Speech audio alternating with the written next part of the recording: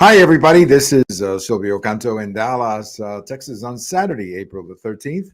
And welcome to our commentary. Just again, as I mentioned yesterday, there's a very likely chance, it seems to be, all the experts are expecting this, that Iran is going to attack Israel. It could be at any moment. So this weekend or whenever. And that, of course, is going to create a huge problem, not just for those two countries, but for everybody else in the region. So keep an eye on the news because it probably will happen. It probably will happen, and the consequences are going to be quite negative. I've got a post over at the American Thinker today, Saturday morning, talking about NPR, and NPR is they need some reform. NPR, they need to go in there and make it bring, instead of just focusing on what people look like or what bathroom they go to or what their last name is, instead of focusing on that kind of diversity, what they need to do is look for more political diversity so that the network actually represents the United States and not just a liberal segment of our society. So, NPR needs reform, and I hope they get it because the Congress, of course, I think they're going to take a look at their funding, and they should. They should. I mean, this organization needs to be reformed. They got to bring in more conservative viewpoints, and they have to balance their act because right now it's a one-way show over at NPR. So check out my post over at NPR. And one quick thing that I wanted to point out also, I've got a post coming out Sunday morning about Hispanic support. All of a sudden, Hispanics have become a story in 2020. Obviously, it's a growing segment. That's what makes it a story. But, a lot of the media is reporting, and some of this polling data is confirming that Hispanics are all of a sudden interested in,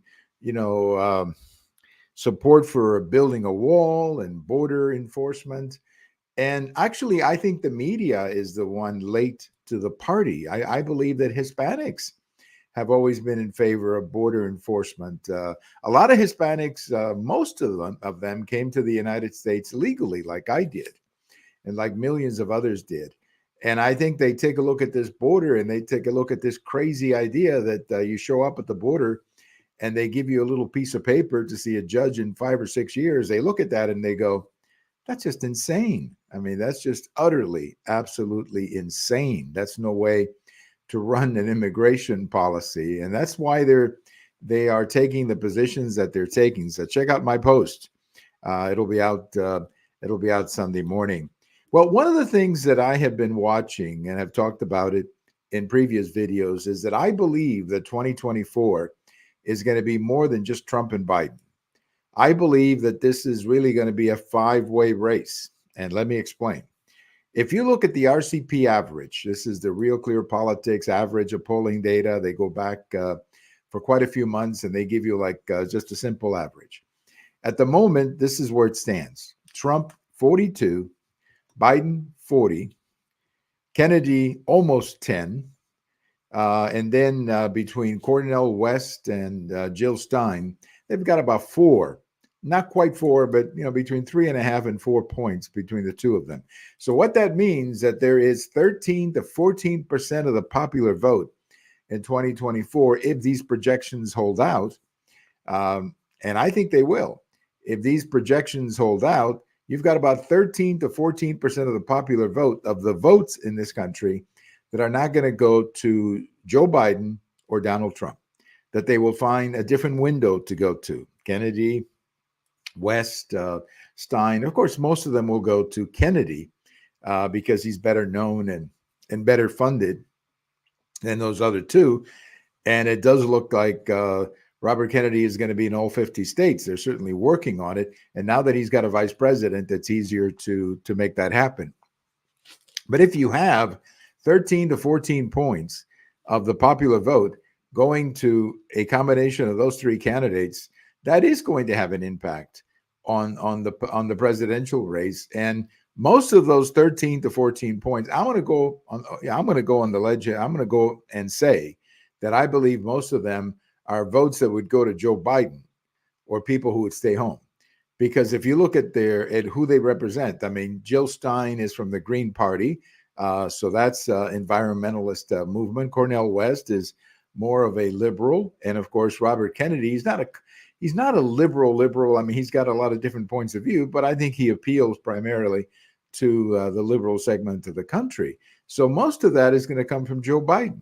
So that means that any state that Joe Biden won by less than 10 points, all of a sudden that becomes a very competitive race between Joe Biden and Donald Trump.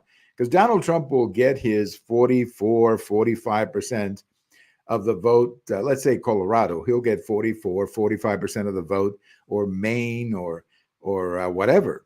But if Biden maybe got, let's say, 51 the last time around, 52, but now he's being dragged down to the mid 40s, that's going to mean that the Democrats are going to have to defend a lot of places that they didn't defend in 2020. So that's going to change not only the possibilities of Trump winning some of those states, probably won't win him, but he'll make him so competitive and so tight that the Democrats are going to have to spend money defending places that they took for granted. New Jersey could be one of them. There's even people talking about New York as a possibility that Trump could make that very close, again, because of this situation of these extra candidates. So we don't know at this point. There's a long time, and these three candidates have to make it to all 50 states. I think Jill Stein will be in all 50 states. She was the last time around.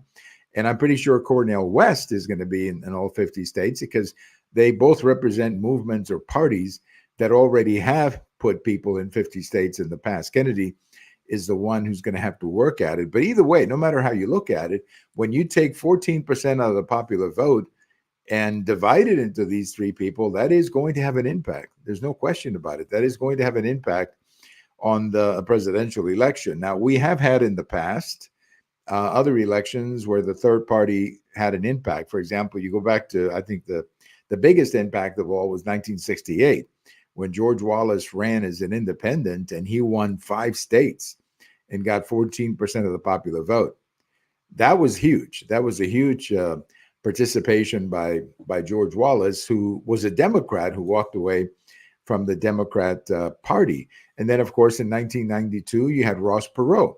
Ross Perot took 19% of the popular vote. He didn't win any single state, but he certainly made it possible for Bill Clinton to win the presidency with 43% of the popular vote. I mean, without Perot, I think it's fair to say that George Bush would have been reelected president in 1992. And then you have other cases like in 2000, in 2000, I can't think of the fellow's name. Oh, Ralph Nader. Ralph Nader in 2000 got 90,000 votes in Florida.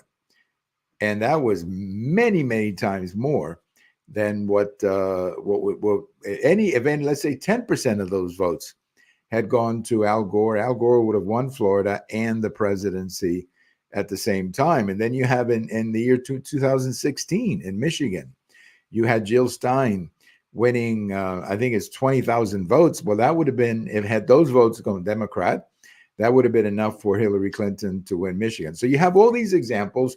Even though it doesn't add up to a lot of votes, it does make a difference in a close election. So I believe quite strongly that 2024 is not going to be just a two-man race, as we've grown accustomed to. I think it's going to be at least a 3-man race, and a very good possibility that the other two make it a 5-way race, where those two, the 3 points or 4 points that they get of the total votes, could have an impact in many states. So that's where I'm convinced. That's where I see it going. I see this going into a 3 or 5-way race, which is going to make it very difficult, I think, for Joe Biden to compete in many of the places that he barely won in 2020. So we'll keep an eye on that information over the next few weeks. Just a few things on this day in history. 1743, Thomas Jefferson was born. You know what makes it interesting, not just that it's Jefferson, but it just goes to show you how young he was when he wrote the Declaration of Independence. That was in 1776, so Jefferson was only 33 when he wrote the most important document, perhaps, in American history, and one of the most important documents in the history of the world. I mean, the phrase, all men are created equal, endowed by their creator, life, liberty, and the pursuit of happiness. That is one of the most amazing phrases in world history. And it came out of a guy who was 33 years old, Thomas Jefferson, born in Virginia, what is today Virginia, 1743. In 1954, here's a baseball story. In 1954, Henry Aaron made his major league debut with the Milwaukee Braves.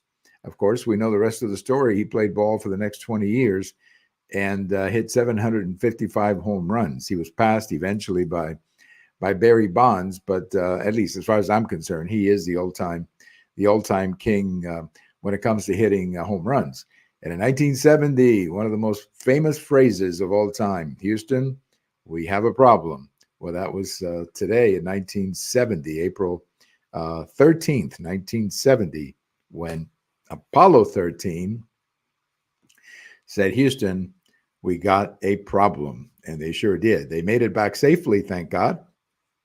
But it was for the next 3 or 4 days, the entire world was watching Apollo 13 until they made it safely back to Earth. They, landed in the waters in the Pacific. And I think when that happened, everyone was quite relieved that the men made it back. By the way, that's a great movie, Apollo 13. It's a great movie, one of the best movies I think that Hollywood has put out recently.